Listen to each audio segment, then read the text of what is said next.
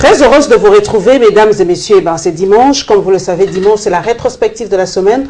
Aujourd'hui, je reçois quelqu'un qui vient de l'extérieur parce que, comme vous le savez, la diaspora congolaise pèse aussi, même dans l'économie, mais j'ai l'impression aussi que dans la politique actuellement, la diaspora pèse parce que je crois que le vice-ministre chargé des Congolais de l'étranger, M. Antoine Boyamba, se bat pour que les Congolais de l'étranger puissent avoir le droit de voter pour ces prochaines élections. Et bien voilà, je reçois Rex Kazadi et très heureuse de vous recevoir, Rex Kazadi.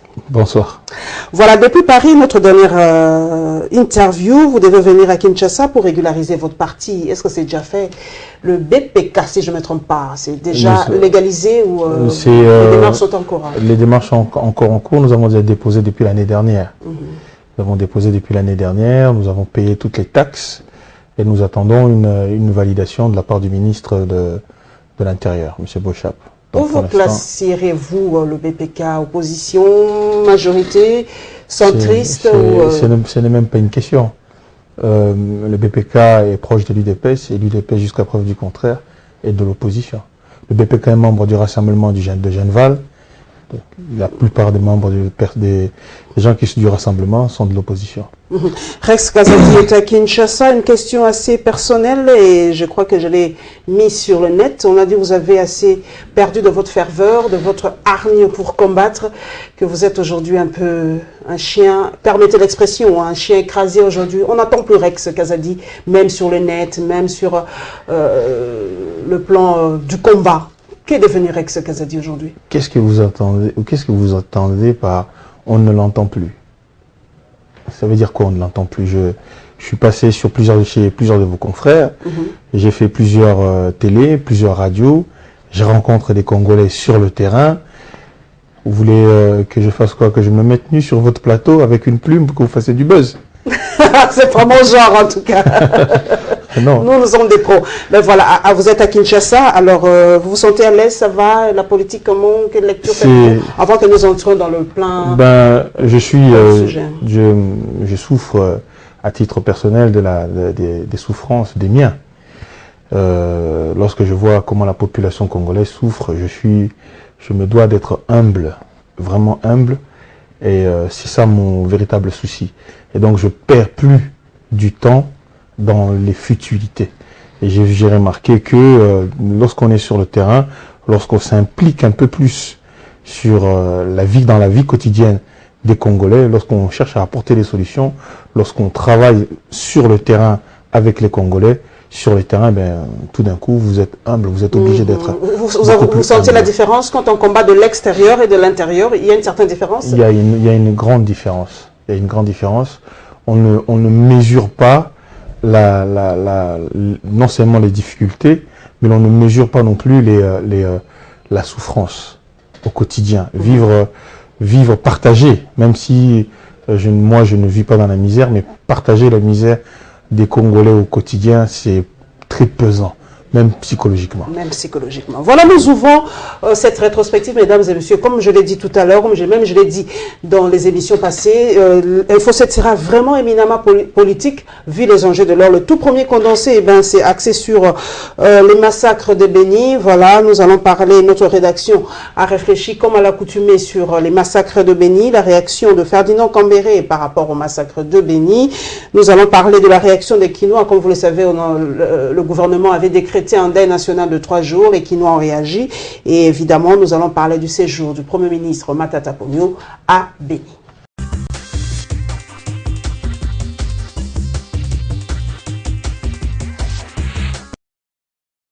Malgré demiers de cris d'alarme lancés à l'échelle planétaire, la population de Béni dans le Nord Kivu n'arrête pas de compter ses morts. Samedi 13 août dernier, dans les environs du territoire de Béni, notamment au quartier Rwangoma, 36 personnes ont été tuées à la machette et à la hache et d'autres ont été brûlées vifs. Selon la radio onusienne qui a cité des sources locales, le massacre est attribué aux rebelles ADEF. Ces assaillants ont entamé leur sale besogne vers 18h torturent des populations trouvées dehors et dans leurs habitations et même ceux qui revenaient de leurs champs. La population a assisté à ce désastre ce week-end. La situation reste tendue. Il y a des déplacements massifs de population vers les centres-villes de Béni et les villages sont vidés de leur population. Selon l'armée congolaise, un centre d'accueil et de radicalisation a été détruit, de même que les habitations souterraines où seraient tranchés les éléments de l'ADF à Moalika. Selon la société civile de Béni, la morgue de l'hôpital général de ce territoire est débordée et les corps de victimes sont entassés les uns sur les autres sous la protection de policiers qui empêchent tout accès aux populations. Toutefois, l'armée congolaise poursuit les opérations en profondeur, le but étant d'éradiquer toutes les forces négatives opérant sur le sol congolais, particulièrement dans l'est du pays. Palais du peuple, les drapeaux sont en berne.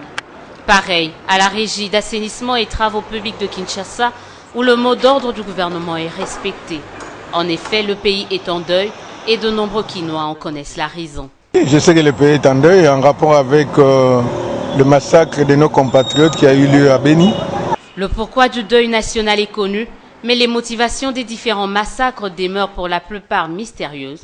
C'est ainsi que ces Congolais de Kinshasa invitent le gouvernement à prendre ses responsabilités afin de faire cesser ces atrocités à Béni. On doit quand même essayer de renforcer la sécurité de ce côté-là, parce qu'on doit toujours parler de Béni, de Béni, de Béni. Vous voyez que ça fait mal, hein? Ça fait tellement mal que vraiment ça nous décourage. Hein? On doit chercher vraiment des moyens pour mettre vraiment une sécurité absolue de ce côté-là. Moi personnellement je dis ceci, on ne peut pas parler de deuil national parce que c'est un problème de la sécurité. Le mot employé deuil national ce n'est pas juste. Vous savez, c'est regrettable pour notre pays. On parle de deuil national au lieu de chercher la solution. C'est d'abord mieux de trouver la solution au lieu de nous dire que nous avons 3 jours de deuil national. En attendant, c'est tout Congolais qui est appelé à observer ce moment de deuil. Dans des chaînes de télévision par exemple, il est caractérisé par un bouleversement des programmes avec une part belle aux cantiques religieux. C'est le cas ici à Congo Web TV. L'on nous apprend également l'organisation d'une messe, sauf imprévu ce mercredi, par l'exécutif de Kinshasa. D'autres structures entendent, elles, organiser une veillée de recueillement, toujours à Kinshasa ce mercredi, à la place de la gare, nous renseignent-on des sources dignes de foi. Nous sommes à 10 km de Béni, Rwangoma, une bourgade de ce territoire où les massacres ont été perpétrés. Matata Ponyok, accompagné le vice-premier ministre chargé de la sécurité et celui de l'intérieur et décentralisation, était venu recueillir amples informations sur les déroulements des récents événements. Le maire de la ville donne ici sa version des faits. Et ils ont su qu'il y avait quelque chose, ils sont partis, mais c'est le papa qui était resté. Alors quand ils sont arrivés, il les a vus arriver et il s'est caché quelque part là-bas. Quand ils ont constaté qu'il n'y avait personne, c'est comme ça qu'ils ont tout pris, le matelas et tout, ils ont mis du feu. Le bilan de ces massacres fait état des 32 morts, de quoi révolter le chef de l'État. Ce dernier avait convoqué le Conseil supérieur de la défense. Matata Ponyok nous fait la restitution de cette rencontre. C'est un cas de terrorisme. C'est un cas de terrorisme. Il faut bien comprendre ce que c'est le terrorisme. Ce n'est pas seulement en RDC où ce type de massacre se réalise. Ici, contrairement à ce que les gens disent, nous ne sommes pas vraiment dans la ville de Béni. Ici, nous sommes dans ce qu'on peut considérer comme la partie rurale du territoire de Béni. Sur instruction du chef de l'État, une réunion du Conseil supérieur de la défense s'est tenue ce matin sous sa houlette pour pouvoir examiner cette situation tout à fait dramatique. Le chef de l'État a exprimé toute sa sollicitude avec la population de Béni et particulièrement la population de ces villages qui a été affectée par ces drames. La situation sécuritaire tient à cœur le chef du gouvernement. Il a, lors de son séjour ici à Béni, initié une réunion de crise à laquelle les commandements de l'armée et de la police sont pris part. Sans oublier les échanges avec la société civile de ce coin de la RDC. Bon, le Premier ministre nous a dit que, en tout cas, il a été envoyé par le président de la République et il a reçu nos doléances et notre plaidoyer. Et il amène donc cela à qui des droits, c'est-à-dire auprès du président de la République. Matata Ponyo a regagné Goma ce mardi 16 août. L'homme de la rigueur reste cependant préoccupé par la situation sécuritaire dans ce coin de la République.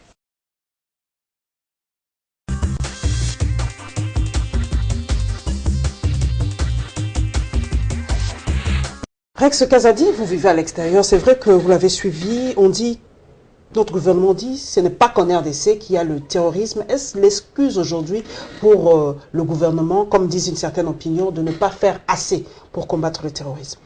Vous savez, le terrorisme partout dans le monde est revendiqué. Lorsque les terroristes commettent un acte de terrorisme, ils le revendiquent. Est-ce que vous savez qui a fait ce qui s'est passé à Béni? Nous n'en savons rien. Revendiqué par qui? Au nom de quoi? Les terroristes ont une idéologie. Ils veulent imposer l'islam du temps du prophète Mahomet partout dans le monde. On le voit avec Daesh, on le voit en France, on le voit à Paris, on le voit à Londres, on le voit aux États-Unis. Les terroristes ont, à chaque fois qu'ils commettent une action, même au Nigeria, même au Cameroun, les terroristes revendiquent leur action. Qui a revendiqué ce qui s'est passé à Béni? Depuis 2014, plus de 700 personnes qui sont mortes. Vous avez déjà entendu quelqu'un pour sortir pour dire que c'est nous qui les avons tués? Et en plus, je ne comprends pas comment notre armée nationale est incapable d'arrêter des gens qui tuent avec des machettes. Nous n'avons pas d'armes dans ce pays. C'est une guerre asymétrique, Rex Kazadi. C'est une guerre asymétrique. On ne voit pas venir, on voit seulement le dégât. Si c'était une guerre classique, armée contre armée, peut-être, mais là, ce sont des terroristes, entre guillemets, comme le gouvernement le dit, les gens qui agissent pour semer la terreur. Les gens, qui les gens? Selon le gouvernement, les ADF Nalou. Mais les ADF Nalou, ils sont soi-disant ougandais. Et pourquoi ils n'attaquent pas l'Ouganda? Pourquoi ils n'attaquent pas leur pays? Ils sont contre le gouvernement ougandais, mais ils n'attaquent pas leur pays. Il y a un problème. Il faut qu'on arrête de prendre les Congolais pour des imbéciles. Ce n'est pas possible que pendant le président de la République rencontre le président du Rwanda, le président de l'Ouganda, et quasiment à 24 heures ou 48 heures de son départ, que des gens viennent et tuent des Congolais. C'est pas la première fois que ça se passe comme ça. Sa barbe. C'est pas la première fois. Mais c'est grave. C'est pas la première fois. Mais c'est grave. Et lorsque l'État mobilise des gens et disent que voilà, nous allons conseil de sécurité, conseil de machin, pour arrêter qui? Pour faire la guerre à qui? Pour protéger qui? On ne peut pas laisser une base militaire permanente. Là-bas à Béni, on ne peut pas laisser 200 hommes, 2000 hommes avec des armes. Il faut rassurer la population. Il n'y a personne. Les gens sont, il n'y a pas d'armée, il n'y a personne pour protéger ces populations civiles. Et aujourd'hui, on nous demande de faire des deuils nationaux. Nous, les combattants, nous avons commencé notre combat justement par rapport à la situation de l'Est. Il y a 8 millions de Congolais qui sont morts à l'Est du pays. Ce chiffre-là pose aussi problème. Hein? 8 millions, 6 millions, 5 millions, on ne sait pas très bien. Les chiffres officiels des Nations Unies sont de 6 millions en 2003. Mais depuis 2003, est-ce qu'à l'Est, les choses se sont arrêtées? Nous avons eu le M23. Heureusement, je salue aujourd'hui encore la mémoire d'un grand monsieur, Mamadou Ndala, le général congolais, qui seul a chassé le M23, seul a battu les ennemis du Congo, seul a vaincu. Et vous savez comment il a été remercié, ce monsieur? Il a été assassiné. Qui a tué Mamadou Ndala? Jusqu'aujourd'hui, nous ne savons pas. La seule personne qui permettait aux gens de Béni de vivre en paix, il a été tué. Et lorsque le Premier ministre arrive, vous avez entendu la population, il a été hué. Il a été hué à la place pendant qu'il est hué, on clame le nom de Mamadou Ndala. Ça prouve bien que le peuple n'est pas dupe. Les Congolais ne sont pas dupes. C'est peut-être les richesses minières, Ex-Kazadi. Bon, c'est vrai que les revendications de nos terroristes sont peut-être un peu différentes de qui a revendiqué? Mais peut-être que les richesses minières sont une... Mais il n'y a pas de revendication. Un des prétextes de leur... Qui a revendiqué? Il n'y a pas de revendication. De la part de qui? Comme il n'y a pas de revendication, ce ne sont pas de terroristes. Mais non. Les terroristes, ils ont une manière de fonctionner. Partout dans le monde, le terrorisme fonctionne d'une certaine manière. Lorsqu'on fait une action, il y a un Comment les appeler alors si ce ne sont pas des terroristes? Comment les appeler? Des rebelles? Mais déjà il faut savoir c'est qui. On ne sait pas c'est qui. Vous voulez appeler quelque chose que vous ne savez pas identifier. C'est qui? Qui a tué? Le vrai problème, il est là, à la base. Qui a tué ces gens-là? Nous ne savons pas qui les ont tués. On apprend que certains d'entre eux avaient l'uniforme de notre armée nationale. Ce n'est pas moi qui le dis, c'est le porte-parole du gouvernement. Il y a un problème. Comment des gens peuvent se doter de notre uniforme? Donc à Béni, il y a un endroit où on achète le tissu de l'armée, on fabrique des uniformes. Il se passe des choses que l'on ne nous dit pas. Ce n'est pas clair. On doit trouver les véritables raisons pour lesquelles nos frères et nos sœurs meurent là-bas. C'est trop simple de dire les terroristes, c'est trop simple de dire les mines, etc. Il y a autre chose. Il y a autre chose. Mais en attendant, lorsque ça se passe devant le président de la République, qui est un signal fort, le responsable, mais c'est un signal extraordinairement fort. Ça veut dire qu'on peut faire ce qu'on veut, même devant le président de la République, il ne se passera rien. La preuve. Ils ont nargué le président de la République. Ils ont défié le président de la République. Et à travers lui, ils ont défié tout le peuple congolais. Et qu'est-ce que nous apportons comme réponse à cette défiance? Je vous propose donc, pour plus de détails, le point de presse du porte-parole du gouvernement, donc la bouche autorisée du gouvernement, pour avoir l'autre son de cloche et peut-être essayer d'y voir un peu plus clair, et la réaction de Martin Fayulu par rapport à l'audience du chef de l'État, l'audience qu'il a accordée aux membres de la Lucha.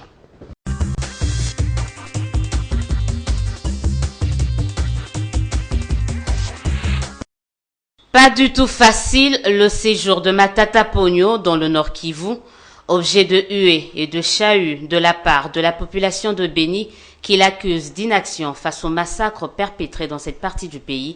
Le Premier ministre a pu compter sur son porte-parole pour justifier la réaction des habitants de ce territoire.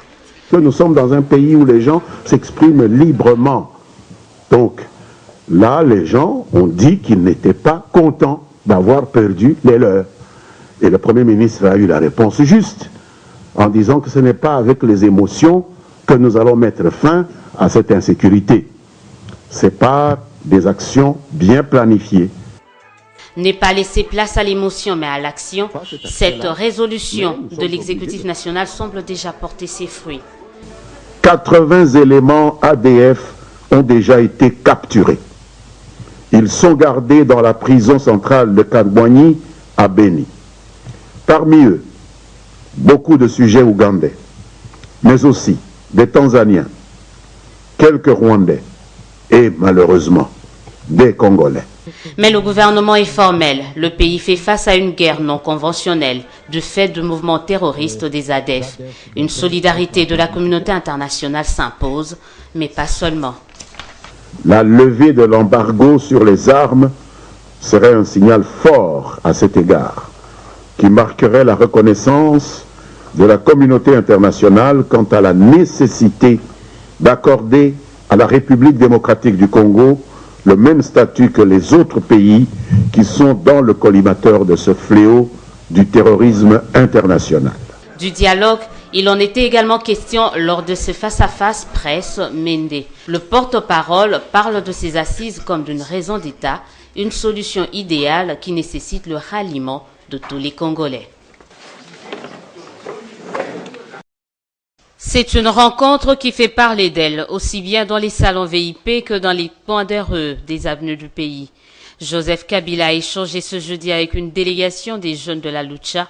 Jusqu'ici, rien d'anormal, mais voilà, la structure a été présentée à maintes reprises par les autorités comme étant un mouvement subversif. Pour Martin Fayulu, il s'agit là d'un rétropédalage qui doit prendre en compte les revendications de ces jeunes. Je ne sais pas si vous vous rappelez que les jeunes gens de la Lucha, en tout cas, je me rappelle très bien, 3 d'entre eux sont venus l'année dernière et nous on les a reçus sans problème, on a discuté avec eux, mais nous avons appris qu'ils sont partis au Palais de la Nation pour voir M. Kabila. On leur a fermé la porte. Aujourd'hui, M. Kabila se ravise, tant mieux. Mais comme ces jeunes gens savent de quoi ils parlent, comme ils ont des convictions solides, ils ont dit à M. Kabila de rentrer dans l'histoire, de respecter la démocratie, de respecter la Constitution.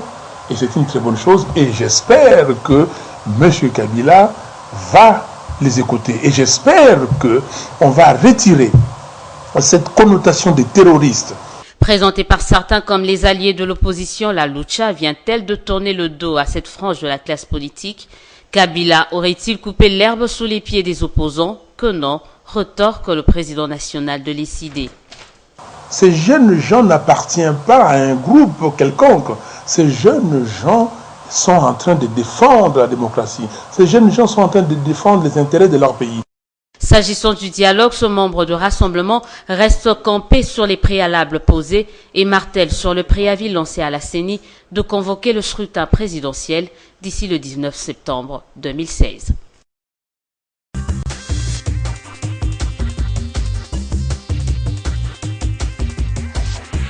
Merci à toi, Élisée Odia, membre de Journalistes en Action. Reste Kazadi, vous avez eu la réponse du gouvernement. C'est tout à fait normal que la population réagisse ainsi. Et il a carrément dit que ce n'est pas avec les émotions, mais c'est avec les actions qu'on va régler cette situation de Béni. Qu'est-ce qu'ils attendent? Qu'est-ce qu'ils attendent? Ça va pas commencer aujourd'hui. C'est avec les actions, on attend les actions. 80 ADF déjà arrêtés, des Rwandais, des Kenyans, des Tanzaniens, même des Congolais. Donc le gouvernement travaille, il ne faut pas voir tout en noir. Excusez-moi, je ne vois pas tout en noir, mais jusqu'à preuve du contraire, nous savons comment fonctionne ce gouvernement. En règle générale, lorsqu'on arrête quelqu'un, on fait tout, on l'exhibe, on le montre sur toutes les chaînes de télévision, etc., etc. Rien ne nous dit, rien ne nous prouve la véracité des propos de M. Mende, qui s'est déjà illustré plusieurs fois dans des propos qui n'ont pas été vérifiés. Donc moi, je ne crois que ce que je vois. Et les personnes dont il dit qu'ils ont été arrêtés, nous ne savons rien dessus. Si réellement ils veulent faire la lumière sur leurs actions, ça ne leur coûte rien de faire une commission parlementaire avec des gens de l'opposition qui vont pouvoir vérifier et suivre et être sûrs réellement des actions posées par le gouvernement et qu'il y a véritablement un travail pour protéger les sociétés civiles. Pour l'instant, ce n'est pas le cas. Et vous savez qu'il y a déjà plusieurs députés de Béni et autres qui ont demandé d'aller à Béni pour enquêter, qui ont demandé une commission parlementaire. Jusqu'aujourd'hui, c'est resté lettre morte. C'est devenu une zone de non-droit, une zone où c'est le blackout, une zone où il se passe plein de choses et personne ne le sait. Et on balance des mots comme ça, c'est le nouveau mot à la mode. Aujourd'hui, c'est terroriste, bientôt, demain, on ne sait pas ce que ça va être. Donc, moi, ce que je vois simplement, c'est qu'il y a des Congolais qui meurent, il y a des gens qui sont payés par le contribuable congolais pour les protéger, et ce n'est pas le cas. Par rapport à la levée de l'embargo, Élisée Odia l'a dit, elle était présente lors du point de presse. Peut-être que la levée de l'embargo sur les armes en République démocratique du Congo peut nous aider, parce que nous sommes bloqués, nous sommes en défaveur par rapport aux autres. Nous sommes plus sous embargo. Elle a été levée en 2008. Comment ça? Comment on demande encore la levée de l'embargo si elle a déjà été levée? Il n'y a pas d'embargo sur le Congo. Renseignez-vous. Il n'y a pas d'embargo. Elle a été levée en 2008. Les armes que nous avons, vous savez, la même personne, le porte-parole du gouvernement, M. Mende, avait dit publiquement déjà la même chose. Et il avait fustigé la MONUSCO. Et la MONUSCO lui avait répondu, mais vous avez soi-disant un embargo. Que font sur le boulevard du 30 juin les armes? Vous les avez obtenues où? Lorsqu'il y a les défilés du 30 juin, vous voyez bien des armes, non? Nous avons des hélicoptères de combat, nous avons des avions, nous avons des chars de combat, nous avons des soldats avec des armes en main. Donc ceux-là, là, avec les armes qu'on a là, on n'est pas capable de protéger Béni. Vous êtes sûr? Face à des gens... Mais c'est une guerre quand même asymétrique, on le reprend... Donc c'est contradictoire. C'est une guerre asymétrique. Si c'est une guerre asymétrique, on a besoin d'armes pour faire quoi? Une Kalachnikov suffit contre quelqu'un qui a une machette. Il demande l'enlever d'embargo pour faire quoi? Embargo pour acheter quoi? Il faut qu'on achète des avions de combat pour protéger Béni. Il faut qu'on achète quoi? Des missiles pour protéger Béni. Ça veut dire que nous savons où sont les gens qui tuent. Donc c'est pas une guerre asymétrique. Si c'est une guerre asymétrique, ça veut dire qu'on ne sait pas. Les gens se cachent dans la journée, ils se font dans la population, et le soir ils sortent des machettes, ils vont tuer. C'est exactement ce qui se passe. Oui, c'est exactement ce qui se passe. Selon les sources, selon certaines sources, c'est exactement ce qui se passe. La population est là et elle dit les gens qui tuent, malheureusement, pour certains d'entre eux, ont l'uniforme de nos soldats. Et qui ne parlent pas, il paraîtrait, la langue congolaise, ils parlent une langue étrangère. C'est encore pire, ça doit encore nous inquiéter encore pire. Comment des étrangers viennent sur le territoire congolais avec notre uniforme pour tuer nos populations? Ça veut dire que cette zone-là, cette frontière-là, entre Béni et Ouganda, est poreuse. Nous ne sommes pas capables de protéger nos frontières. Nous ne sommes pas capables d'avoir des militaires sur terrain qui protègent la population 24 heures sur 24, en permanence. Puisque, soi-disant, c'est des gens qui viennent de l'extérieur. Si nous le savons, nous ne savons pas ça d'aujourd'hui. Vous m'avez déjà dit tout à l'heure que ce n'est pas la première fois qu'on le fait quasiment sous la barbe du président de la République. Mais pendant combien de temps nous allons accepter que l'on tue nos gens sans réagir? L'aide de la communauté internationale, le porte-parole l'a dit, il a dit, nous, on abandonne la RDC, mais quand il s'agit par exemple du Nigeria, du Cameroun, de la France et d'autres pays, ben, la communauté internationale est soudée derrière ces pays. Mais pourquoi on abandonne la RDC par rapport à cette guerre djihadiste? Parce que le mot a été prononcé. Je rigole un petit peu, ça m'amuse d'entendre la même personne qui disait il faut que les Nations Unies s'en aillent de ce pays, que la MONUSCO parte. Vous voulez qu'ils partent? Vous voulez qu'ils restent? Il faut savoir ce que vous voulez. La communauté internationale qui a déposé au Congo presque 19 000 hommes. Moi, je les fustige parce que j'aimerais qu'ils soient beaucoup plus actifs. Vous savez que la population de l'Est n'apprécie pas tellement leur présence parce qu'ils disent qu'ils ne foutent rien. Permettez l'expression, qu'ils sont là et ils ne foutent rien. Donc moi, nous avons entamé une démarche pour rencontrer le secrétaire général de la MONUSCO. Nous avons eu une réponse positive. Logiquement, ça doit se faire la semaine prochaine, la jeunesse du rassemblement. Et nous espérons lui poser des questions parce qu'on veut savoir pourquoi la MONUSCO ne fait pas suffisamment pour protéger les populations civiles. Peut-être que changer son mandat, c'est peut-être pas réellement le mandat de la MONUSCO d'aller en guerre. Peut-être changer le mandat de cette mission onusienne. Battons-nous pour obtenir une MONUSCO plus active, une MONUSCO réellement s'impliquant réellement pour défendre les populations, plutôt que de dire un coup nous voulons qu'ils partent et puis demain on se plaint qu'ils ne s'impliquent pas suffisamment dans la protection des nôtres. Où on veut qu'ils s'en aillent. Donc, on n'a plus besoin d'eux. J'attendais dire que le problème de Béni, c'est un problème sécuritaire national, nous allons pouvoir le gérer entre nous. Et aujourd'hui, la même personne qui dit, la communauté internationale, lorsque c'est le Congo, machin, elle ne s'implique pas. Il faut savoir ce qu'on veut. Vous vivez en Europe, Rex Kazadi. Quand on prononce le mot djihad, expliquez-nous un peu, ça veut dire quoi djihad? Parce qu'aujourd'hui, c'est un terme qui s'implique aujourd'hui pour la République démocratique. Ça ne s'implique pas du tout pour la République démocratique. Le djihad, c'est la guerre sainte. Le djihad, ce sont des gens qui font comme à l'époque du prophète Mahomet, qui imposent l'islam partout où ils vont. Et qui imposent que tous les peuples vivent comme à l'époque du prophète. C'est-à-dire que, à partir du moment que vous acceptez l'islam, à partir du moment que vous acceptez de vivre comme chez le prophète, il n'y a plus de djihad. Vous devenez leur frère. Vous devenez leur frère en islam. Et il y a des guerres. Pourquoi? Parce qu'il impose dans des endroits où les gens ne veulent pas vivre comme à l'époque du prophète, où les gens ne veulent pas de leur culture, où les gens ne veulent pas de leur religion. Voilà pourquoi ils font la guerre à toutes les personnes qui ne le veulent pas. Est-ce qu'à l'Est, vous avez vu des gens forcer des Congolais à devenir musulmans? Ça n'existe pas. Mais il y a quand même, le mot a été dit, il y a des éléments radicalisés, des jeunes radicalisés, il y a des camps où on forme ces jeunes-là, c'est radicalisé, il y a des chebabs qui sont chez nous, il y a des gens qui font que ces jeunes se radicalisent aujourd'hui. Il y en a, le porte-parole l'a dit, il y en a qui sont radicalisés aujourd'hui. Donc c'est un peu l'islam dans notre islamisme. En tout cas, l'islamisme que nous connaissons par exemple en Europe, je vous l'ai dit tout à l'heure et je le répète, ce ne sont pas des gens qui se cachent. Chaque action est revendiquée. Quand Daesh attaque la France, il le revendique. Quand Al-Qaïda attaque la France ou les États-Unis, elle le revendique. Quand Boko Haram attaque Lagos au Nigeria, il le revendique.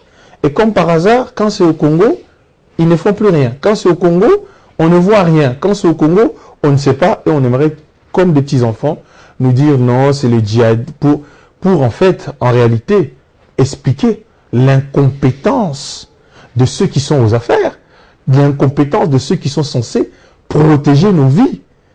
Et comme ils sont incompétents à défendre les Congolais, donc ils disent, mais non, mais attendez, Ce n'est pas simplement nous, ça se passe partout dans le monde. C'est pour émouvoir la communauté internationale. C'est juste pour d'abord attirer l'attention. Pourquoi pas? Parce que nous avons 8 millions de morts. Le Rwanda vend leur génocide. Pourquoi ne pas attirer la compassion ou la sympathie de la communauté internationale? Si on veut attirer la sympathie et la compassion de la communauté internationale, nous n'avons pas besoin de faire comme le Rwanda parce que nous avons perdu 10 fois plus de morts qu'au Rwanda. Il n'y a pas un pays dans le monde depuis la Deuxième Guerre mondiale qui a perdu autant de vies que le Congo. Nous avons été ici et nous sommes encore la capitale mondiale du viol. Il n'y a pas de comparaison. Le Congo a souffert plus que n'importe quel pays, je le dis, depuis la Deuxième Guerre mondiale. Nous poursuivons, mesdames et messieurs, nous prenons un autre angle, c'est la CENI, les élections, la facilitation. Eh bien, nous y sommes. Rencontre Sanko-CENI, comme vous le savez, le processus du dialogue est bloqué, mais aujourd'hui, Edem Kodjo l'a dit, eh bien, c'est la semaine prochaine que commence le travaux du comité préparatoire. Donc, nous suivons le point de presse du facilitateur par rapport à la libération de prisonniers. Nous suivons la réaction des politiques par rapport à la libération de prisonniers et évidemment la conférence de presse du ministre de la Justice pour clôturer ce condensé.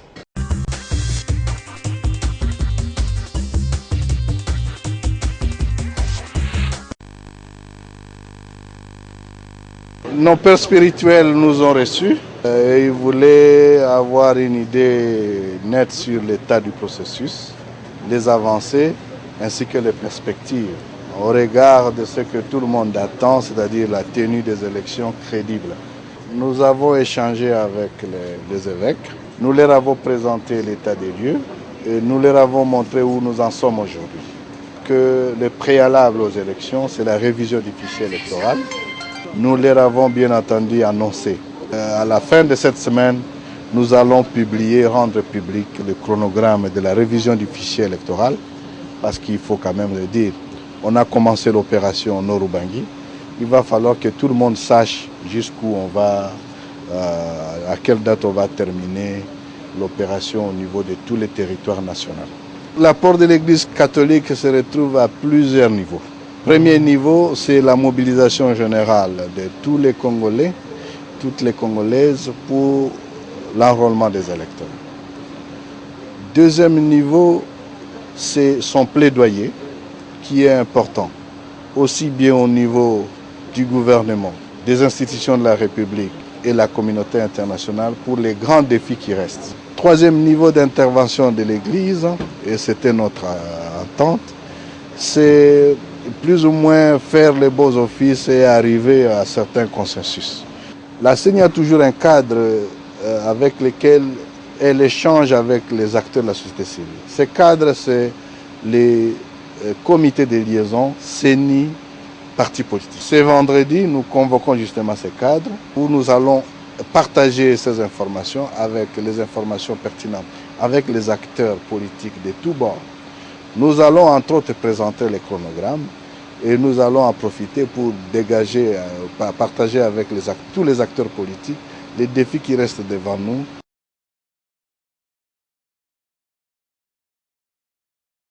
Le gouvernement de la République. À l'IDPS, cette libération des prisonniers politiques apparaît comme un non-événement. Maître Peter Kazadi crie à la tricherie. Nous ne sommes pas satisfaits pour la simple raison que parmi les noms qu'on a cités hier par le ministre de la Justice, sur les 24, 20 ont été libérés et pour certains nous avons payé des cautions. Vous devez constater que M. Kamere est en train de se rapprocher de plus en plus du pouvoir et nous estimons qu'on ne fait que lui remettre ce qu'on lui avait ravi dans le cadre de leur alliance actuelle.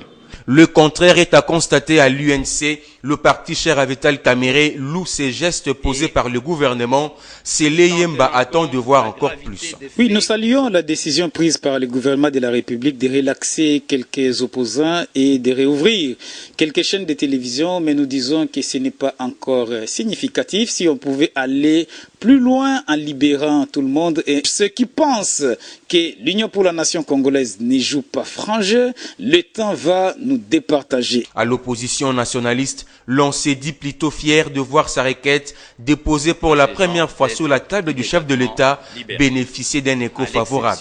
Steve Mbikaï, son porte-parole. J'étais le premier pratiquement à avoir posé ce problème en face au chef de l'État de libération des prisonniers politiques. Et je suis un peu satisfait de voir qu'il y a des noms qui étaient sur ma liste aussi, des gens qui sont sortis.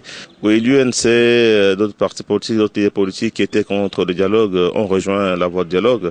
Nous les félicitons. Je pense qu'on peut faire bloc ensemble. Tous ces plaidoyers pour l'unité lancés par Steve Mbikaï à l'intention des leaders de l'opposition prêts pour le dialogue national inclusif. Qui, s'il était pris en compte, depuis plus de 2 semaines maintenant, j'avais entrepris de faire tout ce qui était possible pour enlever le préalable qui pesait sur l'ouverture des travaux du dialogue. Et ces préalables portaient sur 2 éléments essentiels. D'abord, la libération de prisonniers politiques, dont la liste avait été remise au gouvernement de la RDC par la communauté internationale et par le facilitateur. La deuxième exigence portait sur l'ouverture des médias qui avaient été fermés. Parmi vous, il y a certains qui ont assisté tout à l'heure au point de presse que le ministre de la Justice a effectué. Et j'étais présent à ses côtés pour cela. Et il a dit très nettement que c'était pour répondre aux nombreuses sollicitations dont ils ont été l'objet de la part du facilitateur. Et nous avons constaté avec une certaine satisfaction que sur la liste de 26 prisonniers politiques, 24 ont été libérés. Et s'agissant de 3 radios qui ont été mentionnées dans le message de la communauté internationale, 2 ont été rouvertes. Donc, nous exprimons notre reconnaissance aux autorités congolaises. Nous prenons acte que, normalement, plus d'obstacles ne se présentent sur la voie de la facilitation et que, probablement, dès la semaine prochaine, nous allons prendre des dispositions pour rendre enfin ce dialogue possible. Vous savez, la liberté, c'est la chose la plus importante. Dieudonné Nkishi salue la libération des prisonniers politiques. Pour lui, la reconnaissance revient au chef de l'État. Il faut saluer la décision du chef de l'État, la décision du gouvernement de la République, qui a entendu et qui a accepté la demande telle qu'elle était formulée par la classe politique congolaise. Aujourd'hui, tout le monde attendait cette décision, elle est tombée. Je pense que c'est le lieu de pouvoir la saluer et saluer ceux qui l'ont prise, notamment le président de la République ainsi que le gouvernement de la République. Quant au rejet renouvelé par l'UDPS, malgré ces gestes posés par le gouvernement, Dieudonné Nkishi dénonce ce qu'il appelle des vieilles méthodes de l'UDPS. Bon, nous savons que l'UDPS a toujours eu l'habitude de ne pas participer aux rencontres comme ça. C'est une habitude.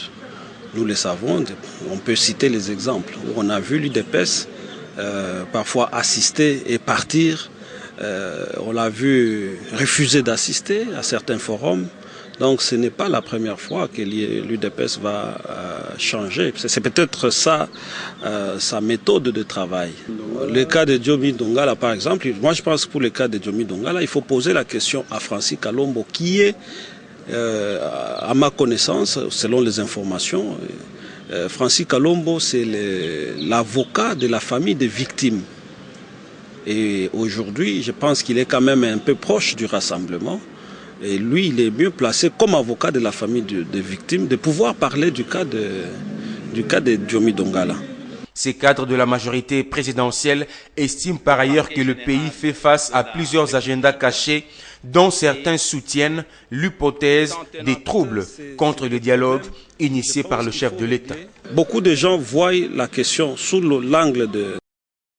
Le gouvernement de la République, après concertation avec les différents services qui sont concernés, les services de renseignement, les services de police, le parquet général de la République, et tout en tenant compte de la gravité des faits qui sont mis à charge de certaines personnes, a décidé de prendre les mesures de décrispation. Sur l'ensemble de la liste qui nous a été fournie à la demande de l'opposition politique, le gouvernement de la République, avec ses services et les pouvoirs judiciaires, ont décidé qu'on pouvait lever les mesures et permettre à ces gens d'être immédiatement libérés. À l'exception des 2 cas. Les 2 cas sont ceux qui pourraient choquer l'opinion publique, à savoir un cas de viol qui, s'il était pris en compte, entraînerait des revendications qui concernent des centaines de prisonniers qui sont actuellement en prison pour les mêmes faits. Et le 2e cas, celui d'escroquerie, qui, s'il était pris en compte, entraînerait également des revendications de même ordre. Et s'agissant de chaînes de télévision, il a été décidé qu'après avoir analysé l'ensemble du dossier, la chaîne de télévision CKTF de M. Bemba et la chaîne de télévision Canal Futur de M. Vital Caméré pourront commencer à émettre immédiatement.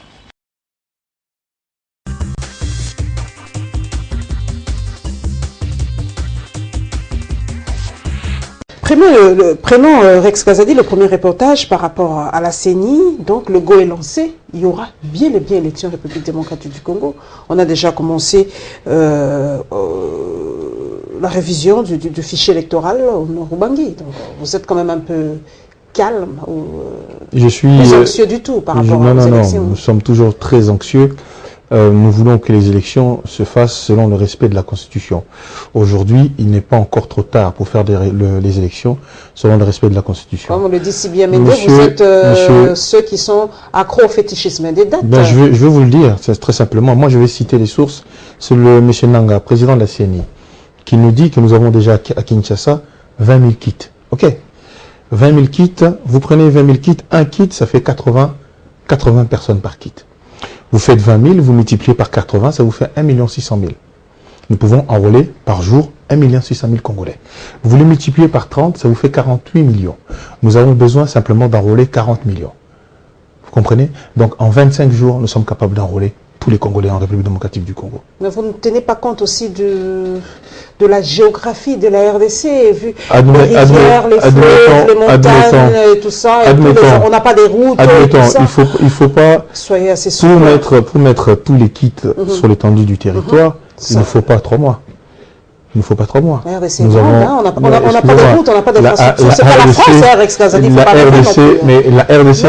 la RDC n'est pas non plus la Russie, où il y a des pays beaucoup plus grands. Il y a les routes, comme Rex Kazadi, il y a les routes. Vous pouvez aller de comment ça s'appelle, de Moscou à je ne sais pas où, en route. Dans ce cas-là, M. Nanga a dit qu'il a commencé depuis février. Donc depuis le mois de février, il a largement eu le temps de se déplacer et de déplacer. Si nous ne sommes pas capables en 1 mois ou 2 mois avec des avions de déplacer 20 000 kits, c'est que notre pays a un vrai problème. Si nous ne sommes pas capables simplement aux yeux locaux, de point A à point B dans notre propre pays, dans notre propre territoire, alors que nous avons des avions, nous avons des hélicoptères, nous avons des véhicules, ça c'est l'armée, vous demandez l'aide de l'armée.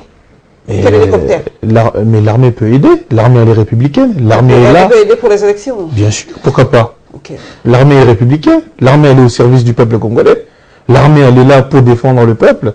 Donc si on a besoin de l'armée en cas de problème, l'armée peut être utilisée, pourquoi pas. Ça se voit de d'autres cieux quand il y a des bien inondations. Sûr, on voit bien l'armée. Donc l'armée peut disposer. Donc vous, Rex Kazadi, les élections peuvent se tenir dans les temps, dans les délais constitutionnels. C'est une question de volonté, bien sûr. Donc M. Nanga, si réellement ils avaient la volonté de le faire, les choses se feront. La seule chose que je note de positif dans votre reportage, c'est la libération de nos camarades, de nos amis, Christopher Ngoyi, les frères de la Lucha et d'autres. Mais malheureusement, le geste fait par la majorité ne va pas suffisamment loin. Donc, comment ça? Je ne sais Ce sont des préalables posés, non, pour que vous y alliez à ce dialogue. Nous avons posé ces préalables-là, mais malheureusement, le geste posé, qui est un geste positif, il faut saluer chaque pas qui est fait dans le bon sens. Donc moi, je salue ce pas. C'est bien, mais ce n'est pas suffisant. Il faut libérer Diomi Nongala, Muyambo, et puis sur les 26 personnes sur la liste, 20 sont déjà à l'extérieur. Donc lorsque le ministre de la Justice dit que ces services ont fait le nécessaire pour la libération, ben, monsieur le ministre, vos services ne sont pas compétentes parce qu'elles ont oublié que moi-même, tous les soirs, j'ai des amis qui sont sur cette liste, alors que je suis avec eux tous les soirs dans nos réunions dans la ville de Kinshasa et qui sont bel et bien libres. Donc il y a un problème. Et d'autres personnes qui sont membres de la Lucha sont encore aujourd'hui dans la prison de Makala et ne sont pas sur votre liste. Donc si c'est un problème technique, je pense que nous allons faire le nécessaire pour nous rapprocher du ministre de la Justice, de lui donner les noms des vraies personnes qui sont encore en prison, et de faire... Et moi, j'insiste, parce que je sais que c'est purement politique, en disant à la majorité, en disant aux responsables de la majorité, ça ne vous coûte rien, il faut libérer Diomi Nongala. Mais le ministre de la Justice a été clair, c'est un cas de viol. Pour Muyambo, c'est un cas d'escroquerie. Donc, vous avez dit que nous sommes la capitale du viol. Il y a trop de viols. Vous savez que moi-même, certaines personnes m'ont traité de bandit, de voyou, de plein de choses. J'étais le monstre absolu en Europe. La Lucha, ils étaient considérés comme des terroristes, alors qu'ils ne l'ont jamais été. Beaucoup de gens ont fait, si on les libère aujourd'hui, c'est pas un cadeau, parce qu'on les a mis en prison pour rien. On les a mis en prison pour rien, on les libère pourquoi? C'est pas un cadeau, ce sont des prisonniers politiques. Donc, étant donné que... Diomi était un prisonnier politique? Absolument, même titre que Christophe Angoye et les autres, c'est un prisonnier politique. Donc il mérite d'être libéré. Mais cette histoire de viol lui colle à la peau quand même. C'est quand même un fait réel, selon la justice congolaise. Oui, mais vous savez, la justice congolaise, on sait lui faire dire ce qu'on veut. Vous comprenez? Quand même, j'ai lu le tweet d'un député national, Denis Sessanga, qui a posé la question si on a pu libérer Evoloko, pourquoi n'est pas libéré Diomi? Comment prendre les deux cas? Parce que ce sont deux cas de viol. Vous comprenez ce tweet-là? Non, moi je pense que c'est une erreur. C'est une erreur de la part du député, parce que Evoloko a été accusé de viol, de pédophilie, de viol, de pédophilie, qu'il a reconnu lui-même. Il a demandé pardon avant, pendant et après d'une petite fille de 12 ans. Monsieur Diomi a été piégé. Monsieur Diomi n'a jamais reconnu une seule fois qu'il avait violé ses filles. Il y avait, à l'époque où il a été arrêté, énormément de tensions politiques qui justifieraient qu'aujourd'hui, monsieur Diomi soit encore en prison. Mais moi, je pense que pour que le climat soit apaisé, que enfin nous débutons ce dialogue tant voulu par tout le monde, qui aura lieu de toute façon. Nous sommes obligés de nous mettre autour de la table, parce que si ça ne se fait pas, le temps approche, nous arrivons bientôt au mois de septembre. Si en septembre il n'y a pas de consensus, la date fatidique, il y aura... septembre, décembre, qu'est-ce qui va se passer? Il n'y aura rien, le pays va continuer, il n'y a pas de vide juridique. Le président reste en fonction jusqu'à l'installation d'un nouveau président, il ne faut pas créer la psychose. Non, mais je vous dis, l'article 70 est clair, le président reste en fonction jusqu'à l'installation d'un nouveau président. Nous n'avons jamais été contre ça. Mais nous disons que, avant qu'il reste en fonction jusqu'à l'installation d'un nouveau président, le 19 septembre, l'article 73, qui n'est pas moins important, dit que la CENI doit convoquer des élections selon la Constitution. On ne peut pas mettre un article, l'article 70, au-dessus de l'article 73. Pourquoi nous parlons du 19 décembre? Si le 19 décembre, il n'y a pas convocation d'élections et qu'il n'y a pas consensus entre les politiques congolais, il y aura violation de la Constitution. Constat de violation de la Constitution. À ce moment-là, chaque Congolais a le droit aussi d'utiliser l'article 64 de la Constitution, qui est un bouclier juridique, qui nous permet d'agir en toute légalité, selon la Constitution et selon la loi. Et pour éviter l'hécatombe, et les violences dans ce pays, etc., Je pense qu'il faut aller au dialogue. Et lorsque, allez-y, parce que les préalables sont levés.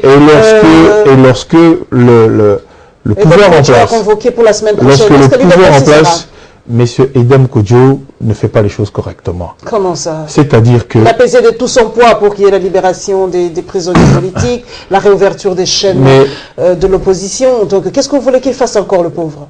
Il a fait les choses à moitié. Les choses ont été faites à moitié. Diomi est en prison, Muyambo est en prison, certains membres de la Lucha sont encore en prison. Donc les prisonniers politiques ne sont pas levés. Au jour d'aujourd'hui... C'est pas la faute à Kodjo. C'est vous les politiques congolais qui connaissaient vos prisonniers, c'est pas la faute à Kodjo. Quand même, soyons aussi réalistes. Le ministre de la Justice a fait une erreur. Il a cité une liste d'individus qui sont libres. C'est de sa responsabilité. C'est pas de la nôtre. C'est pas Kodjo aussi. C'est pas Kodjo non plus. Non, mais M. Kodjo, s'il est facilitateur, il doit le savoir, il doit se renseigner, il doit travailler de concert avec le rassemblement. Moi, je pense qu'il devrait, avant de s'avancer, de donner une date, d'avoir un consensus de deux côtés, aussi bien du rassemblement et de l'opposition, dès qu'ils sont d'accord, qu'ils ne fassent pas les choses en cavaliant seuls, qui ne nous imposent pas des dates. Tout doit se faire par consensus. Nous posons un problème qui n'est pas réglé, qu'on règle ce problème de Diomi et de Muyambo. Vous vous raccrochez à ces deux messieurs, pourquoi? Il y a une certaine opinion, même la classe politique congolaise fait le parallélisme entre la table ronde de Bruxelles avec la sortie de Lumumba. Est-ce que vous voulez faire de ces deux personnalités des héros incontournables pour qu'il y ait la tenue du dialogue congolais? La logique voudrait que lorsque, au jour d'aujourd'hui, le président de la République a accepté un dialogue avec tout le monde. Il la veut inclusive. C'est-à-dire que nous devons exclure personne. Et là, déjà, j'en profite aussi pour rappeler la place de la diaspora. Lundi matin, je rencontre le ministre de la diaspora et nous allons discuter de la place de la diaspora dans ce dialogue, qui est très important parce que la diaspora est l'un des acteurs majeurs de l'économie et puis autres. Et pour revenir sur ce dialogue et un certain nombre de préalables, nous disons une chose qui est tellement... La question est claire. Pourquoi vous vous raccrochez à Diomi? On a l'impression que le rassemblement ou l'UDPS, pour ne pas être trop strict, se raccroche à quelque chose qui est réalisable. Vous savez bien que le gouvernement aussi bloque sur ce point-là. Pas question de faire sortir Diomi et Muyambo par rapport au viol. Non, c'est des... Vous savez que c'est irréalisable et vous vous bloquez sur ça pour ne pas aller au dialogue. Nous savons qu'ils vont sortir, sauf que ce que nous ne voulons pas, c'est que Diomi et Muyambo soient des otages. C'est-à-dire ce sont des gens qu'on va négocier dans le dialogue. Nous ne voulons pas négocier la libération des nôtres pendant le dialogue. Ce sont des acteurs principaux du rassemblement. Ils doivent participer au même titre que nous autres dans ce dialogue. Si ce dialogue est inclusif, on ne doit pas exclure certains Congolais. Des Congolais doivent être là et des Congolais doivent participer. Tout le monde doit participer. Nous allons terminer par la rencontre du président de la République et de la Lucha. Quelle lecture faites-vous de cette rencontre? Est-ce que le président de la République a-t-il, comme c'est un homme de dialogue, a-t-il tendu la main à ces jeunes pour qu'il y ait décrispation de la tension politique en RDC? Moi, je dirais que je suis quelqu'un d'extrêmement honnête et mon honnêteté intellectuelle m'interdit, simplement parce que je suis membre d'un camp, de critiquer même quand les choses sont positives. C'est une excellente action d'avoir reçu la Lucha. La Lucha s'est exprimée, a pu dire ce qu'elle pensait. La Lucha n'est pas devenue membre du PPRD. Comme une certaine la Lucha n'est pas devenue des membres de la majorité. La Lucha a rencontré le président de la République en fonction, actuellement en République démocratique du Congo, qui s'appelle Joseph Kabila. Ils ont posé certains problèmes et ils ont été entendus quasiment 24 heures après. Donc c'est une bonne chose. C'est une bonne chose. Nous allons continuer, mesdames et messieurs. Nous allons prendre le point de presse de Bruno Mavungu, qui a été, comme vous le savez, exclu de l'UDPS. Et nous allons parler de la dynamique qui a été reçue chez Étienne Tshisekedi.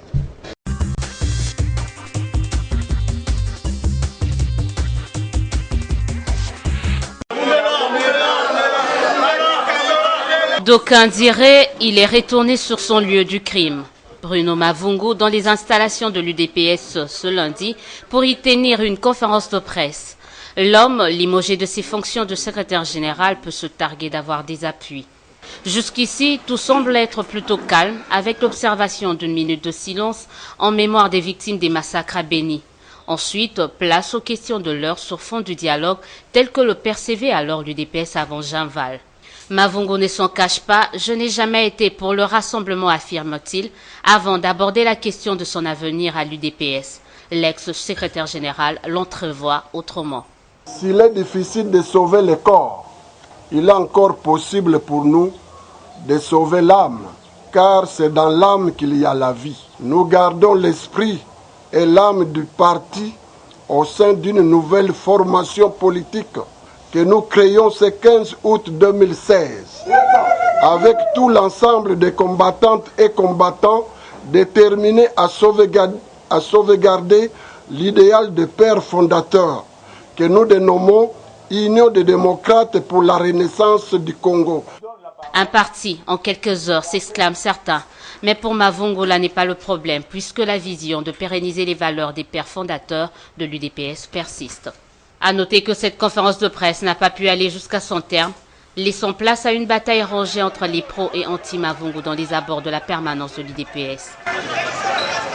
L'on retient néanmoins que Mavungu a réussi à défier ses anciens collaborateurs dans leur propre terrain. Étienne Tshisekedi, dans ses bottes de président du Rassemblement, s'est entretenu pendant 90 minutes avec les membres de la dynamique conduits par Freddy Matungulu, les modérateurs de cette plateforme.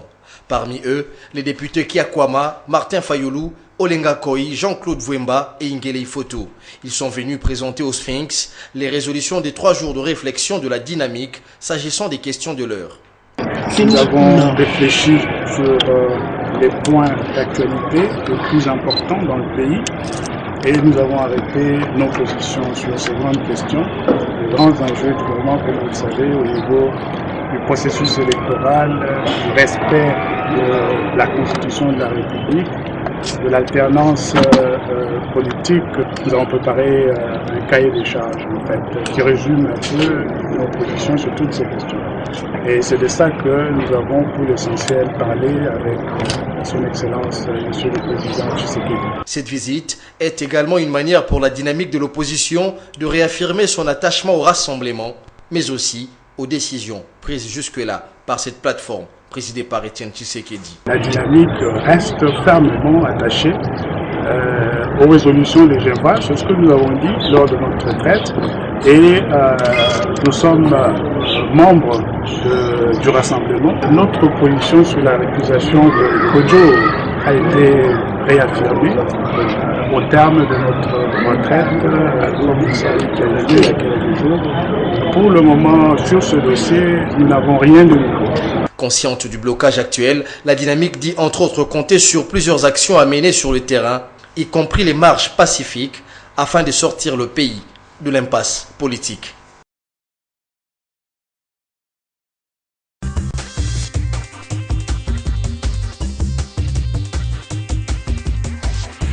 Rex Kazadi, vous avez vu les images, hein? Donc je reprends les propos de Bruno Mavungu. Est-ce que le corps est corrompu? Donc quand on parle du corps, on voit l'image, c'est l'UDPS, mais lui, il veut garder l'esprit et l'âme de ce parti.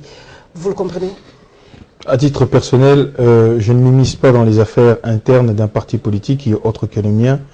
Et ce qui se passe entre le président élu en tant que tshisekédiste que je respecte, et donc les décisions qu'il prend concernant son parti ne me concernent pas. J'ai aussi beaucoup de respect pour M. Mavungu avec qui j'ai eu l'occasion d'échanger.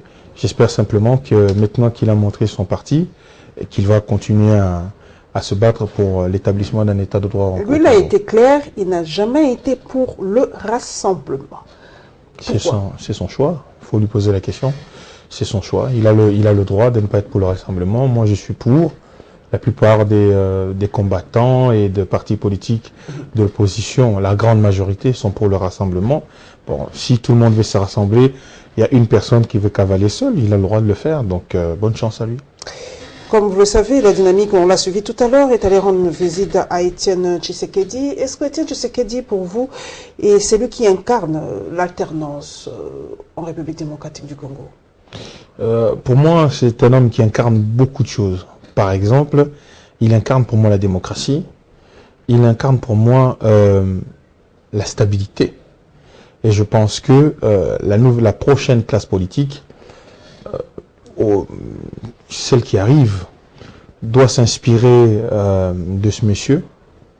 Après, pour le reste, il y a la réelle politique. Il y a une majorité, il y a une opposition.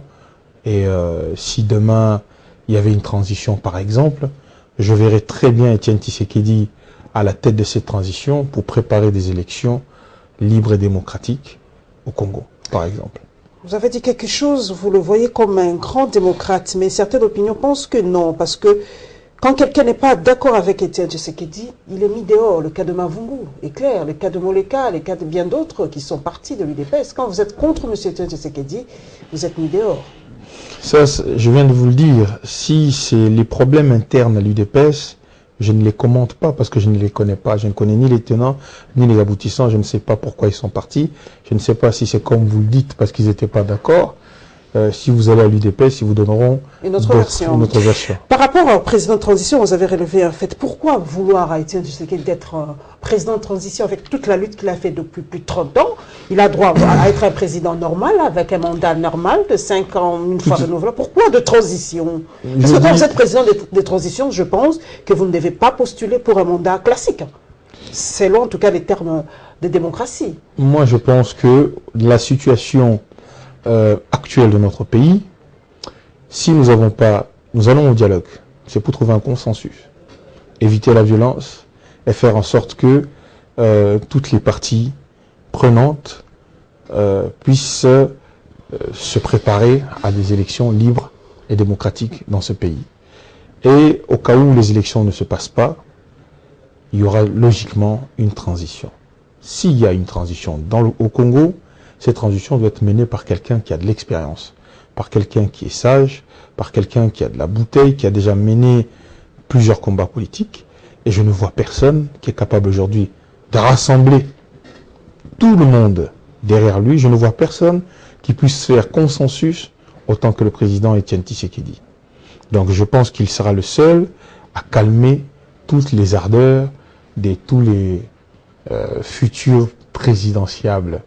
Voilà. Et à partir du moment que les choses sont mises en place pour des élections réelles, libres et démocratiques, après je pense que chaque Congolais, qui qu'il soit, a le droit de se présenter et puis d'être élu au suffrage universel. Je vais quand même sortir un peu de mon excusez-moi. Je veux quand même une question assez personnelle. Que pensez-vous de M. Moïse Katumbi aujourd'hui?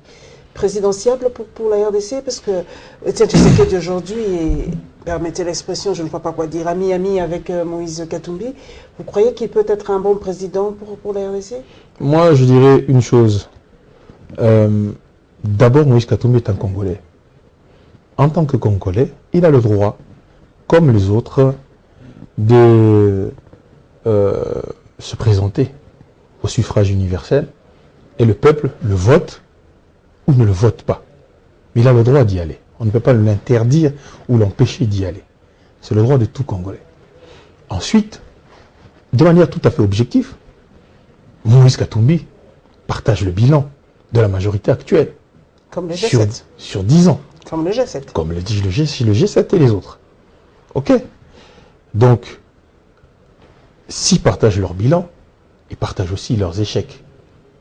Vous comprenez ce que je veux dire? Donc, pour moi, si je dois juger l'action strictement politique de Moïse Katumbi, il y a eu des choses qui ont été faites à Lubumbashi, mais il y a eu beaucoup de ratés, il y a eu beaucoup d'échecs.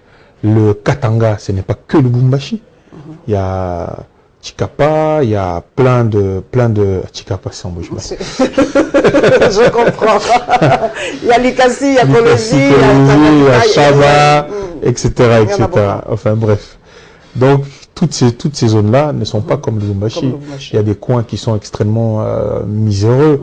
Au Katanga, il y a, si vous regardez, il y avait bon, après, certains, lorsque j'ai émis cette critique publiquement, certains m'ont dit que c'était de la responsabilité du gouvernement central, mais nous avons des réfugiés au Katanga.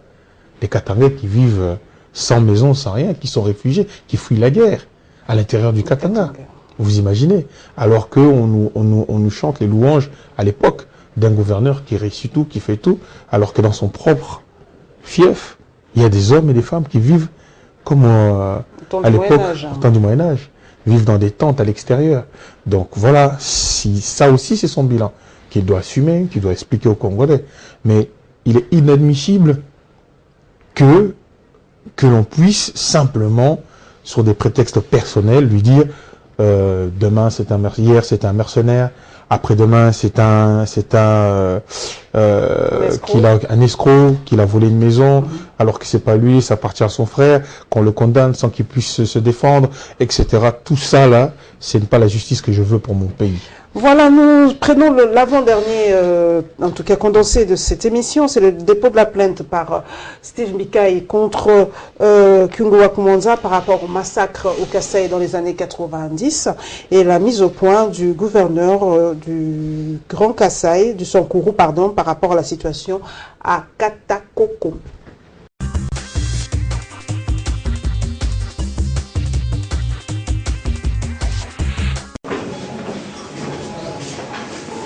La plainte a été déposée en bonne et due forme sur la table du procureur général de la République. Steve Mbikai veut briser le silence, mais surtout l'impunité qui a longtemps caractérisé une affaire dont les conséquences persistent encore. Depuis que ces Kasaïens ont été chassés dans leur propre pays, tués, il y a eu des massacres, des viols.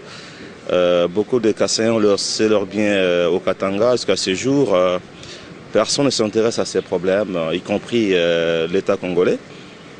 Voilà pourquoi nous avons pensé aujourd'hui porter plainte contre tous ceux qui étaient responsables d'abord intellectuels de ces massacres, tous ceux qui avaient fait discours d'incitation à la haine tribale contre les Kasaïens, qui avaient occasionné la création d'un cimetière de fortune entre Lubumbashi et Ilebo. Il y a eu des milliers et des milliers de morts. Nous demandons que justice soit faite. Le porte-parole de l'opposition nationaliste dit détenir des preuves matérielles. Lui qui souhaite un procès équitable et juste a formulé quelques attentes vis-à-vis de la justice congolaise. Si on n'a pas porté plainte depuis longtemps, on n'a pas de preuves. Aujourd'hui, on a des preuves, des discours. Nous avons le cas des gens massacrés, mutilés, avec des machettes. Nous avons des images. Nous avons des preuves du discours 2011 qui incitaient encore à la haine tribale. À noter, les auteurs présumés de ces massacres des Kasaïens en 1991, ciblés par cette plainte, seront incessamment interpellés.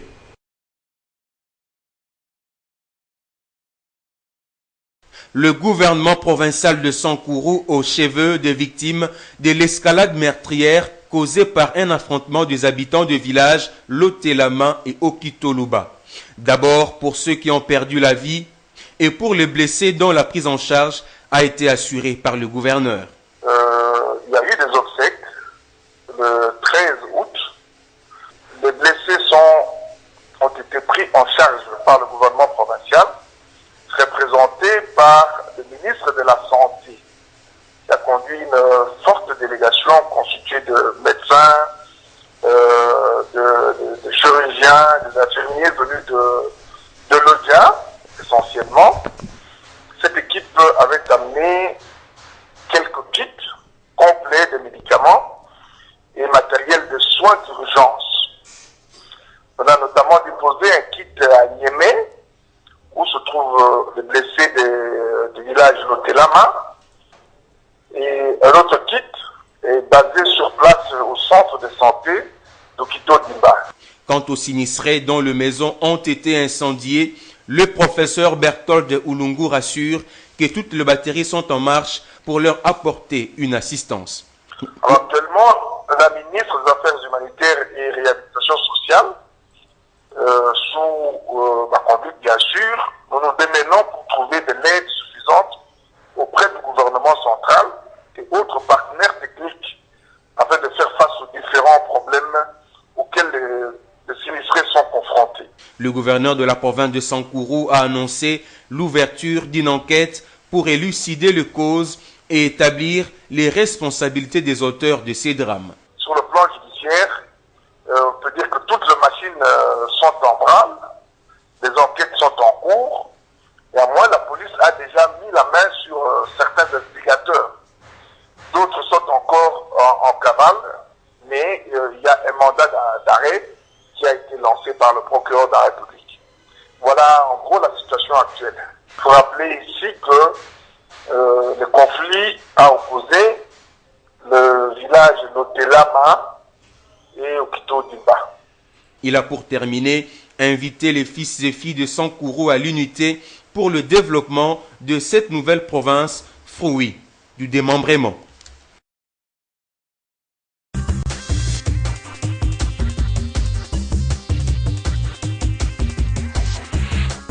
Rex Kazadi, Steve Mbeki a-t-il raison de faire ressurgir cette affaire de massacre des Kassaïens vers les années 1990 Simplement, c'est de l'opportunisme politique. Je pense que son action est motivée politiquement, mais la justice, la recherche de la justice, on ne peut pas la critiquer. On ne peut pas dire que lorsqu'on cherche à rétablir la justice, qu'il y a un problème. Là, il y a bien des gens qui ont commis des crimes, et il faudrait qu'un jour ou l'autre, que la justice passe et qu'elle se fasse entendre. Donc je ne vois pas où est le problème dans le fait que des gens veuillent qu'on leur rende justice. Mais quelle que soit leur motivation, nous savons très bien que M. Mbeki a des motivations politiques derrière. Mais ça n'empêche que l'action qu'elle mène, elle est correcte au niveau de la justice. N'y a-t-il pas prescription après toutes ces années? C'est plus ou moins 30 ans déjà. Vous savez, les acteurs de ces crimes sont toujours vivants. Et puis, moi, je rappellerai une chose, ce n'est pas Kassaïen, Katangais. Ça, c'est les noms des régions. Ce sont, on va dire, les Baluba, qui vivaient au Katanga. Aujourd'hui, un Mukongo qui vit au Katanga, c'est un Katangais. Un Moussoïli qui vit au Katanga, c'est un Katangais. Donc, à Kinshasa, nous avons des Baluba, des gens de partout. Donc, c'était bien et bien un problème. C'était un génocide, parce qu'on avait ciblé une population bien précise. Il y a eu un génocide de plusieurs tribus contre les Baluba au Katanga. Au Katanga. Voilà. C'est pas un problème des Katangais contre des Kassaïens. C'était les Baluba qui étaient visés. Et les Baluba qui ont été attaqués, tués.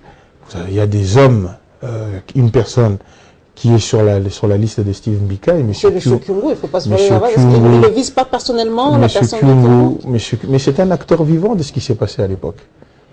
Il devrait un jour... Qu'as-t-il fait réellement? Parce que nous sommes les historiens quand même. Moi j'ai une vidéo. Un petit rappel, qu'est-ce qu'il avait dit personnellement pour inciter a-t-il incité les gens à tuer, à chasser les Baluba? Absolument. Vous devriez même retrouver la vidéo et la mettre. Il faut que vous mettez la vidéo pour montrer aux Congolais qu'il avait appelé les Biloul aussi, je me trompe il avait appelé les Baluba des fourmis, des moustiques, des cafards, et qu'il fallait les chasser du Katanga, et qu'il fallait prendre un Moulouba, tu le mets sur les rails, et tu le pousses jusqu'à ce qu'il arrive à Mbujimaï. Ce sont les propos qui étaient tenus par M.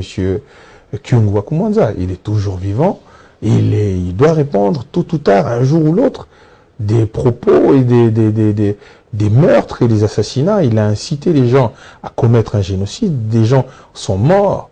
Aujourd'hui, ils ont leurs enfants et leurs petits-enfants qui sont vivants. Et vous allez leur dire à ces enfants, à ces petits-enfants qui ont perdu leur famille, comme ça se passe aujourd'hui à Béni, comme ça s'est passé à l'est du Congo, qu'ils n'ont pas le droit de demander justice parce que ça fait 20 ans. Mais il a quand même vu ces derniers temps, il s'est encore rapproché du Sphinx de Limité. On a vu la photo dernièrement, il est allé rendre visite à Étienne Tshisekedi. Est-ce que, je ne sais pas, peut-être vous n'êtes pas dans le secret des dieux, mais est-ce qu'ils en parlent de ce massacre de 1990? Je n'en sais rien. C'est un sujet personnellement, moi je n'en sais rien, mais si on me posait la question, est-ce que c'est une bonne chose ce rapprochement, je vous dirais non. Non, absolument. Vous êtes la première personne à me dire ça. Non, mais je vous le dis comme je le pense. Je n'ai jamais été pour que Kyungu Wakumanza se rapproche d'Étienne Tshisekedi. Pourtant, il était parmi les fondateurs de l'UDPS à l'époque, parmi les 13 parlementaires, si je ne me trompe pas, je crois. Si, c'est de l'histoire. Il fait partie des 13 parlementaires et ça ne change rien. Il a fait partie des 13 parlementaires. Il a peut-être fait des choses bien dans sa vie, mais il a aussi était à l'origine d'un génocide pour lequel il ne s'est jamais excusé, pour lequel il ne s'est jamais expliqué, pour lesquels il n'a jamais été puni. Et aujourd'hui, certaines personnes veulent transformer ça en disant que c'est un problème entre les Katangais et les Kassayens. Attendez, on vous a dit que Kyungu représentait tous les Katangais? Qui vous a dit ça? Qui vous a dit que c'était le porte-parole des Katangais? C'est un homme, un seul homme, qui à une période occupé de hautes fonctions, a utilisé sa stature pour engrainer des gens, pour inciter des gens à faire des choses que peut-être que ces gens-là n'avaient pas envie de faire. Bien sûr, maintenant dire que oui, ça va peut-être raviver des souvenirs douloureux, etc. Mais vous ne vous êtes jamais mis à la place des Balouba qui ont été tués. Eux, ils ont le droit de juste de fermer leur bouche et de souffrir en silence et de se taire. Les Balouba a besoin de qu'on leur rende justice. Ils ont fait du mal à personne. Les Balouba n'ont fait du mal à personne. On les a tués comme des chiens pour rien. On les a jetés dans des trains comme à l'époque des Juifs à Auschwitz. Beaucoup ne sont même pas arrivés à Mbuji-Mayi, beaucoup sont morts sur la route. Et ces atrocités, tout ce qui a été fait, a ébranlé beaucoup de familles. Ces Balouba-là ont dit non, vous êtes des Balouba, on vous chasse, on vous envoie au Kassai. Ils ne connaissaient personne au Kassai. Ils n'avaient pas de famille au Kassai. On a dit juste le Kassai, chez les Balouba, on vous envoie là-bas. Alors qu'eux, ils ont passé toute leur vie au Katanga. Des générations en génération, ils vivaient au Katanga. C'était des Katangais. C'était des Katangais. Des Katangais ont attaqué d'autres Katangais parce qu'ils étaient Louba. C'était pas un problème de Katangais des Kassayens. Parce qu'on n'a pas touché au Balouba qui était au Kassai. On a touché au Balouba qui était au Katanga. Donc on a assassiné, on a tué des Katangais. Et aujourd'hui, que Steve Mbikai veut ramener ça au niveau de la justice, c'est quelque chose de très bon pour la justice congolaise. Et moi, je rassurerai certains de mes amis, certains de mes frères du Katanga qui ont peur que ces souvenirs dans ravivent ces tensions, ces blessures. Moi, je leur dirais que il faudrait qu'ils se mettent à la place de leurs frères Louba, Balouba, qui ont perdu des familles, qui ont souffert dans leur chair. Voilà. Nous allons clôturer, mesdames et messieurs, par la réaction du ministre de Sport par rapport à notre participation aux Jeux Olympiques à Rio, au Brésil, et par le lancement de la campagne de vaccination.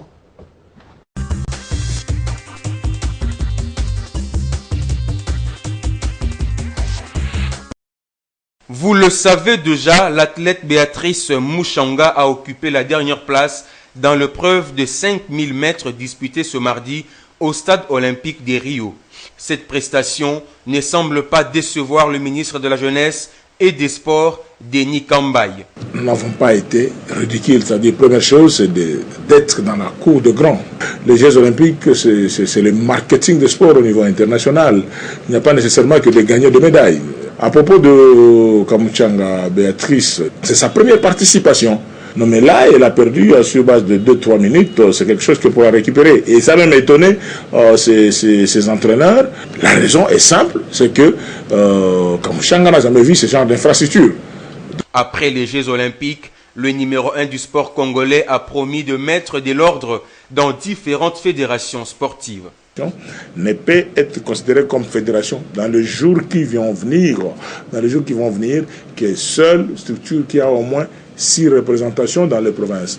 Toutes les dispositions sont prises pour la réussite de la rencontre entre la RDC et le Centrafrique qui va se disputer les dimanches 4 septembre 2016 à 18h30 au stade Martyr.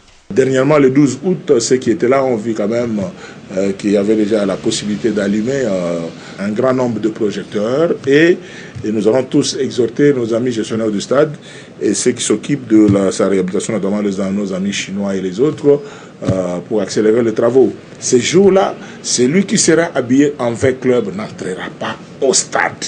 Celui qui sera habillé en Renaissance n'entrera pas au stade. C'est lui qui sera habillé en Daring, Dragon, Mazembe ou d'autres clubs. Nous sentirons que c'est tout simplement la provocation. La police et les services de gardiennage mis en place vont reconduire.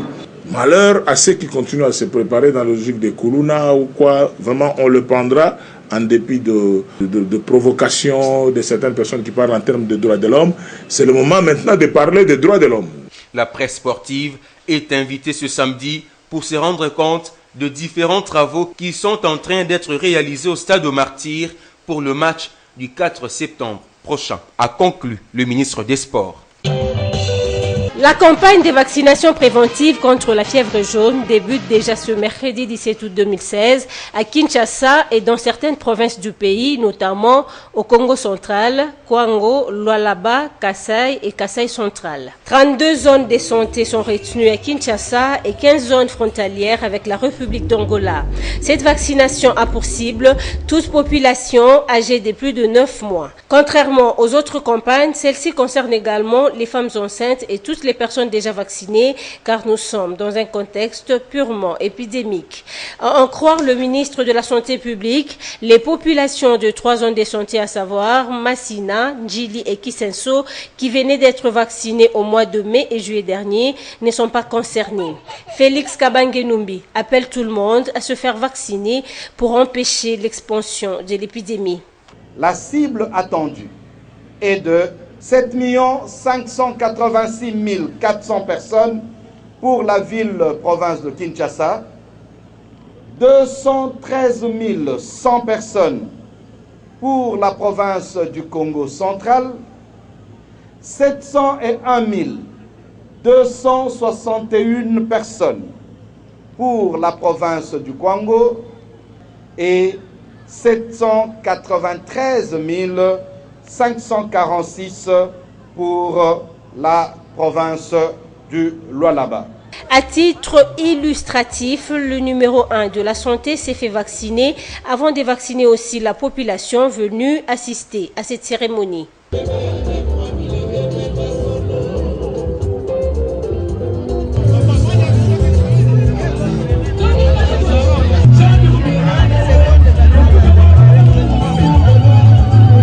Les mobilisateurs du relais communautaire vont fixer les sites appropriés pour la vaccination contre la fièvre jaune à travers toute la ville. Cette campagne va se dérouler du 17 au 26 août 2016. L'année prochaine, le gouvernement congolais et ses partenaires comptent organiser une autre campagne de vaccination à vie.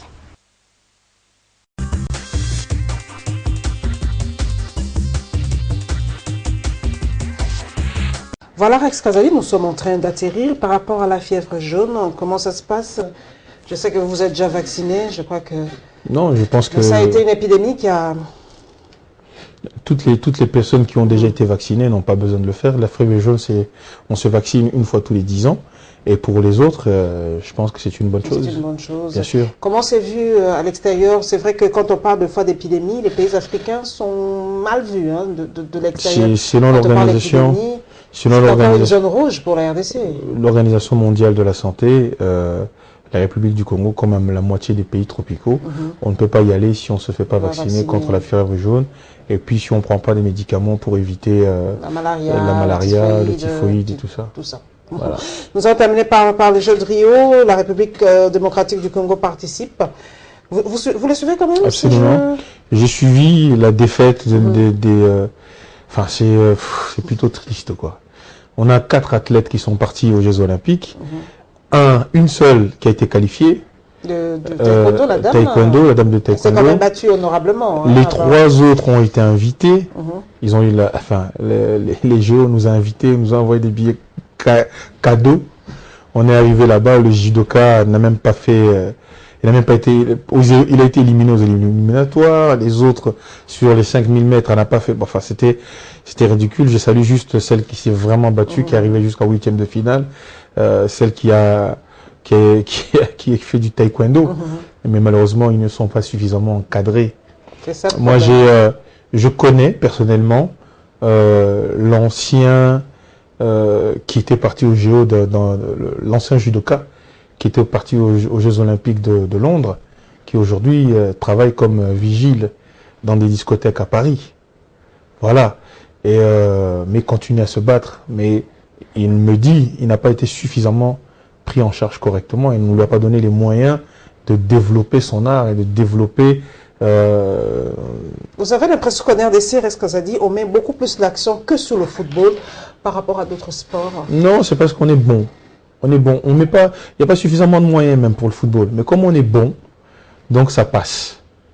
Vous comprenez? Dans les autres domaines, comme il y a encore beaucoup moins d'infrastructures, on a beaucoup moins de facilité de s'entraîner, de faire des compétitions, donc on est beaucoup moins bon. Mais il y a quand même disproportion, c'est l'opinion qui le dit, il y a quand même disproportion même dans les récompenses. Quand les léopards gagnent, on leur offre des véhicules, mais quand c'est par exemple le taekwondo ou autre, ça passe quasiment inaperçu. Non, parce que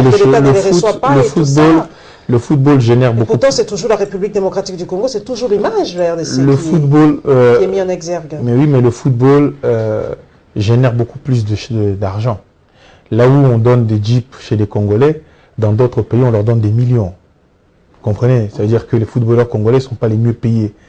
Dans d'autres pays, même au Brésil, en Angleterre, en France, même d'autres pays, les footballeurs qui font les mêmes performances qu'ont fait nos léopards seraient devenus des millionnaires. Donc on n'est pas suffisamment payé. Le foot engrange énormément de bénéfices. Mais juste pour terminer, les athlètes congolais sont très forts. Moi je saluerai un ami personnel, un frère, Yuri Kalingai, qui a boxé dernièrement au championnat du monde. Il est vice-champion du monde des mi-lourds. Vous imaginez? C'est un Congolais, vice-champion du monde des mi-lourds.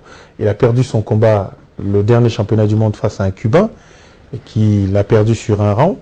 Et il prépare sa revanche. Mais vous voyez qu'au sommet, lorsque les Congolais ne sont plus à l'intérieur du pays et qui sont bien encadrés, ils font des performances extraordinaires. Parce qu'il a été champion de France, il a été champion d'Europe, il a été champion intercontinental. Aujourd'hui, il est vice-champion du monde. Et c'est un Congolais, il faut le... Bravo à lui alors. Voilà, mesdames et messieurs, nous sommes à la fin de cette émission. Donc, merci à Rex Kazadi d'être passé à la barre. Merci à vous, mesdames et messieurs, pour votre fidélité à cette émission Info 7. Merci en tout cas à tous mes followers sur les réseaux sociaux. Vous l'avez attendu. Et bien voilà, je l'ai reçu, Rex Kazadi. Et bien, je crois que prochainement, ce sera Paris encore. Je crois que vous n'êtes pas revenu définitivement, ça sera aussi bien. Je reviens définitivement. Voilà, c'est bien. Je crois que le plateau de Info 7, en tout cas, vous est ouvert parce que vous êtes revenu définitivement dans votre pays d'origine. Mais, toute dernière question, vous êtes... Oui, je vous ai déjà posé. Vous êtes Congolais, voilà, c'est déjà posé. Voilà, on se revoit le dimanche prochain, Inch'Allah.